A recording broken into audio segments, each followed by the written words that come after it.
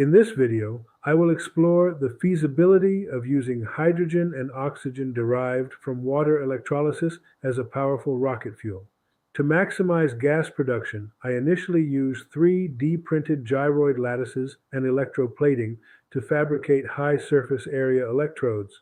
Although the intricate silver-coated designs failed due to chemical reactions and resistance issues, I successfully pivoted to a more efficient stacked disk generator supported by gyroid spacers. This refined device generated enough oxyhydrogen to power a custom metal 3D printed rocket engine prototype. Despite challenges with extreme power consumption and battery failure, the project demonstrates a high-energy propulsion method that uses water as the primary energy source. This overview highlights the intersection of implicit 3D modeling, chemistry, and experimental aerospace engineering.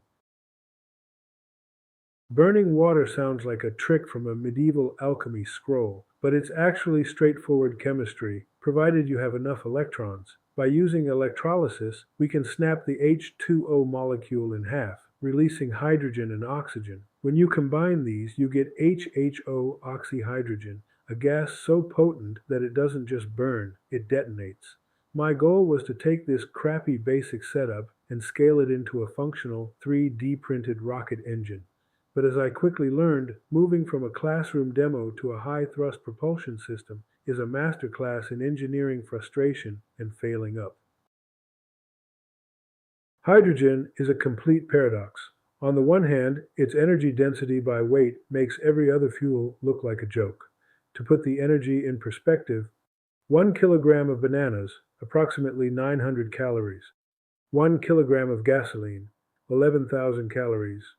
1 kilogram of hydrogen, 34,000 calories. Hydrogen has 3 times the energy of gasoline, but there's a catch: storage. While a kilogram of gas fits in a soda bottle, a kilogram of hydrogen gas would fill Harry Potter's room, the cupboard under the stairs. Even if you chill it to minus 250 degrees Celsius to liquefy it, you still need a 10-liter jug. This is where burning water becomes a genius move. Water is a dense, stable way to store hydrogen, and it comes with a built-in bonus: stoichiometry. By splitting water, you get the perfect amount of oxygen to burn the perfect amount of hydrogen. To make enough gas to actually move a rocket, you need a massive electrode surface area. I turned to the queen of lattices, the gyroid. Discovered by NASA scientist Alan Schoen in the 1970s, it's an infinitely connected, triply periodic minimal surface. I used an I2I lattice, or anti-gyroid, which creates 2 separate volumes that intertwine perfectly without ever touching, perfect for positive and negative electrodes. However, trying to model thousands of these tiny cells caused my standard CAD apps to poop their pants and crash. Traditional modeling attempts to explicitly compute every vertex and face. To solve this, I had to use implicit 3D modeling, which defines the shape using mathematical fields. It handled the complexity with ease, allowing me to 3D print a high-precision resin lattice on my Form 4. Engineering is often just a fancy word for failing until you don't. Since resin isn't conductive, I had to plate the lattice. After a messy search for the right alchemy, I found a conductive paint called leaky wire that was thin enough to dip the complex lattice without clogging it. To maximize conductivity, I used high-concentration sulfuric acid as the electrolyte. Knowing the acid would eat away at copper, I plated the electrodes with silver, which should have been immune. I was wrong. During the test, the silver reacted with the sulfur released from the sulfuric acid, creating a thick, black, non-conductive sludge.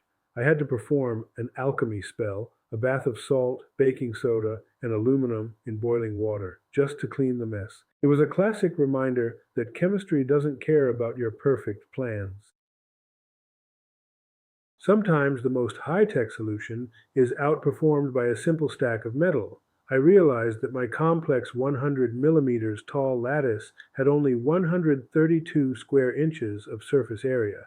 I could get the same area using just 15 thin, 0.1 millimeter steel discs stacked to a height of only 32 millimeters. The real engineering trick here was repurposing the gyroid.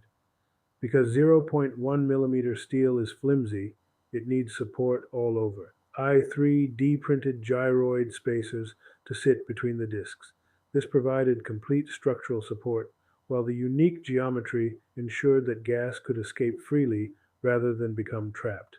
This simple stack produced 150 cubic centimeters of gas in less than a minute, a massive win for the boring design over the fancy one. The final generator was a beast.